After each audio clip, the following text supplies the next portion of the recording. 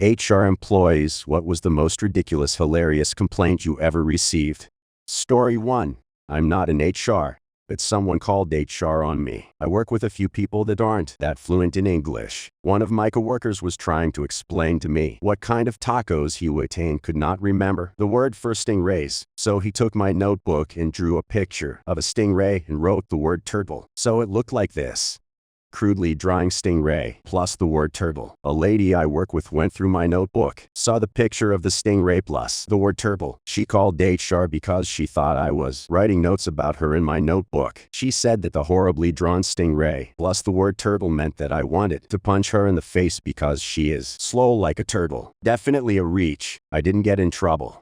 I was just told by my boss that I'm not allowed to talk about turtles anymore in case it upsets her. I rarely talk about turtles, so this isn't really a problem for me. Edit. I'm still relatively new to Reddit, so I'm not sure if this is an acceptable way to do this, but I'm just going to edit the original post to answer everybody's burning question. He was not eating stingray/turtle tacos at work. He was telling me his favorite tacos to eat when he's at home. He's originally from Mexico and is an I-180 visa. Maybe in his coastal Mexican town it is normal to eat stingrays and turtles. I have no idea. Really. All I know is I couldn't help him in the slightest when he asked me if I knew where to get stingray meat. Story 2.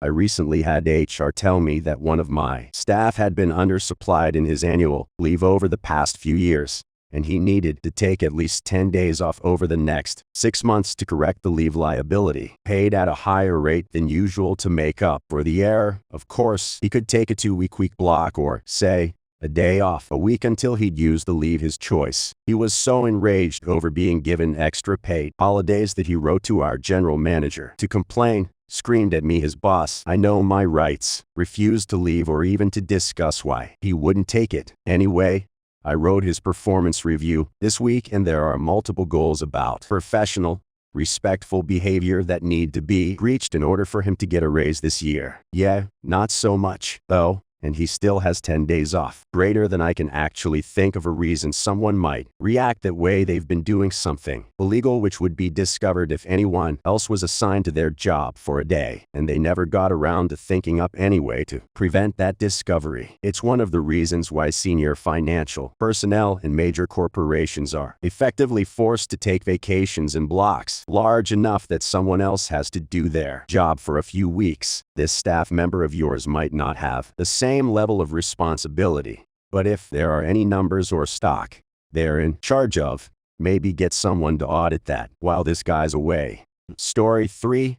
Not HR, but my company is too small to have one, so it just falls on me. Used to have an accounts receivable clerk who would snack at her desk all day long. We were pretty casual, laid-back company, so it's not a big deal as long as she was getting her work done. But then it escalated to having food constantly being delivered.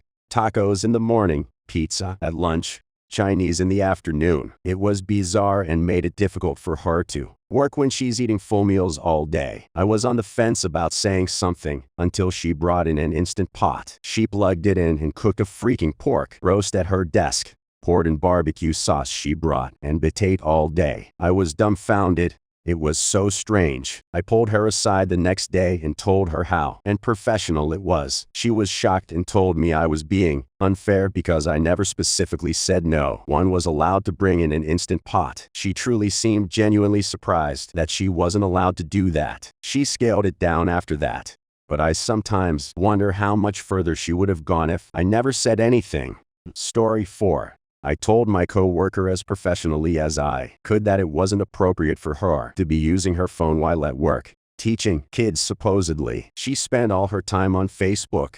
Little kids would be screaming and wailing on each other literally 10 feet away, and she was totally oblivious. She complained by email to HR that I was rude and confrontational. They pulled me aside and told me to be more careful about how I spoke to coworkers. I told them my side of the story. They spoke to her again. She got a written warning. They didn't tell me what happened, but I gathered from office gossip that she lost her times tea and started shouting at the HR staff. Rude and confrontational, perhaps. Anyway, she's on her final warning now, and she has a habit of hitting on the married dads of our kids. involving children and adult matters. Why hasn't your mommy paid your fees yet? Don't you want to come to daycare? And generally, being an unprofessional self-absorbed PETA so can't wait till she gets fired. Story 5. My HR department once fell for a phishing email and sent everyone's W-2s to a random hacker. HR then informed everyone via mass email, with no red receipts, at 9 p.m. on a Friday, even though multiple people were on vacation and had left instructions to be called in an emergency. When I got back from my trip a week later and expressed my concern about her not actually notifying me about this, she totally brushed it off. I said, "Do you realize that I need to freeze my credit? And I'm 7 days late in doing so." She said, "No, don't freeze your credit. You won't be able to use your credit cards if you do." Another time, during a workers' comp claim, I needed to speak to our claims adjuster, and she said, "An adjuster doesn't get assigned until after the claim is settled." That's the exact opposite of how that works.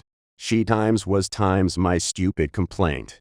Story 6. Not HR, but I have a story about an HR person that I will never forget. The company I worked for hired a new girl in the HR department. She was young and very enthusiastic. I'm sure that this was probably her first job out of college. Cut to a week or so later, and I am riding in the elevator on the way up to the executive floor, and she steps in with me. A couple floors later we stop, and an older gentleman wearing a polo shirt and jeans gets on. Before I could greet him, she said, pretty casual, "For a work day, huh?" I had to stifle my laughter when he replied with, "That's one of the benefits of owning the company." She turned an amazing color of red that I haven't seen since. It was all in good fun though. She ended up working there a long time.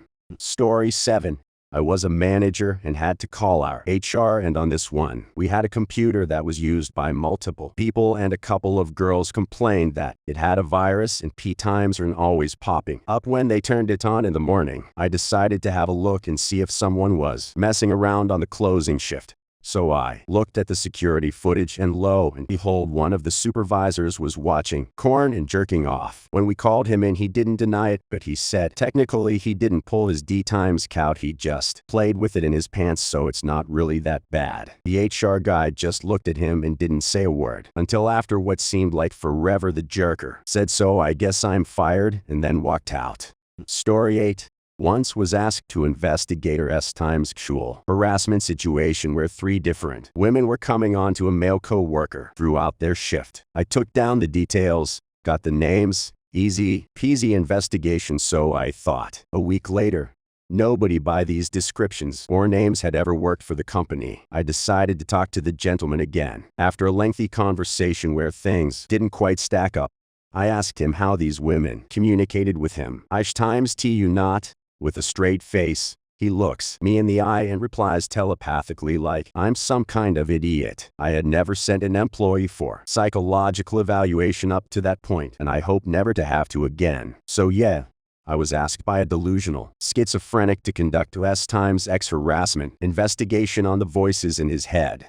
Story 9.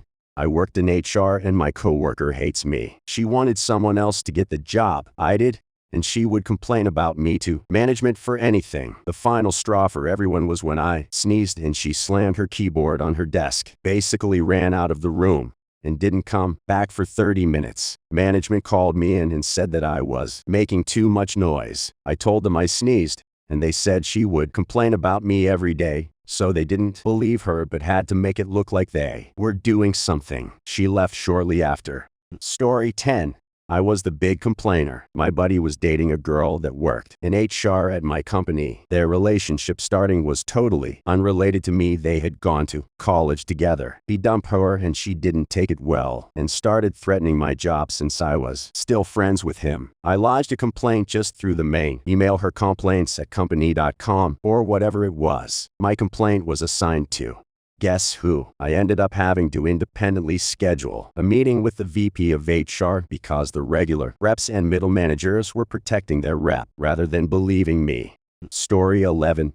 I don't know if this story fits, but I'll tell it anyway. I went to HR once to complain that my manager refused to give me a couple of vacation days. The HR lady reminded me about the boilerplate rule that vacation time must be mutually acceptable to the employee and the company. I then pulled out times 6 times more vacation requests that had all been denied, including one that was denied in writing for a reason that was not permitted. I asked her if the company is allowed to say that it's never times acceptable. My last request was undenied.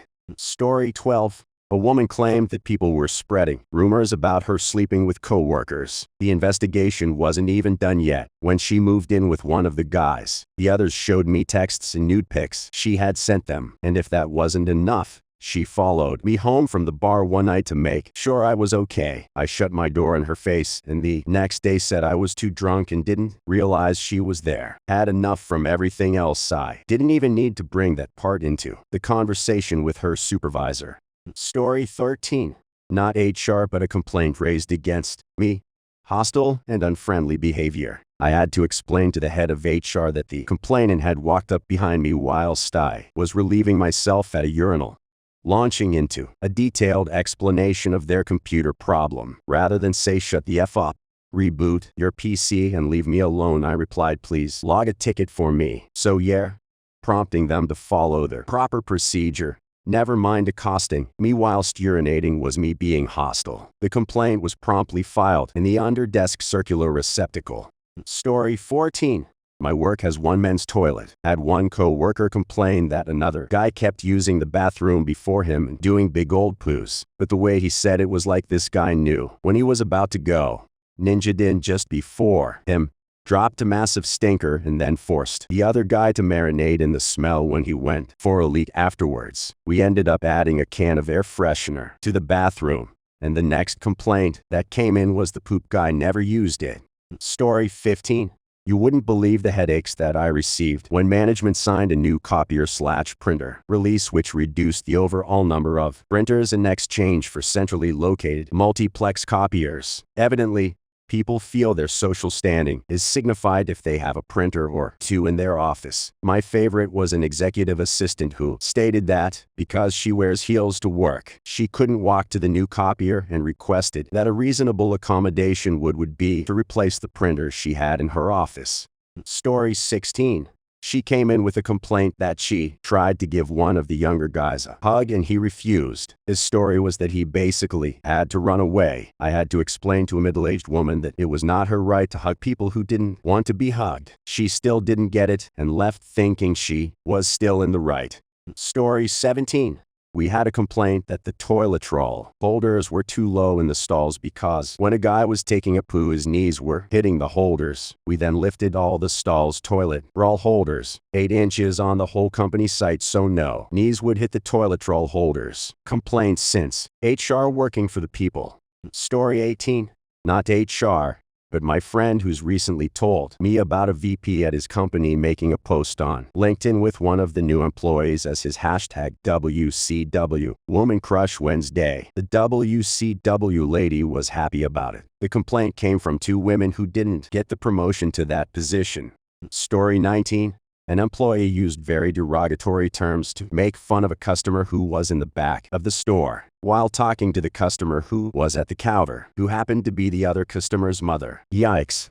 Story 20. She wanted to lodge a complaint against a colleague who had a new TV delivered to the office instead of home, and she thought her colleague's spending money on the TV was irresponsible. Story 21. HR consultant for 10+ years. You won't believe the amount of times I've had to shut people down for trying to sell their pyramid scheme side hustle in the office. Story 22. 20 years in HR. 2 female employees visited me to complain that their female team member didn't wear underwear under her work pants.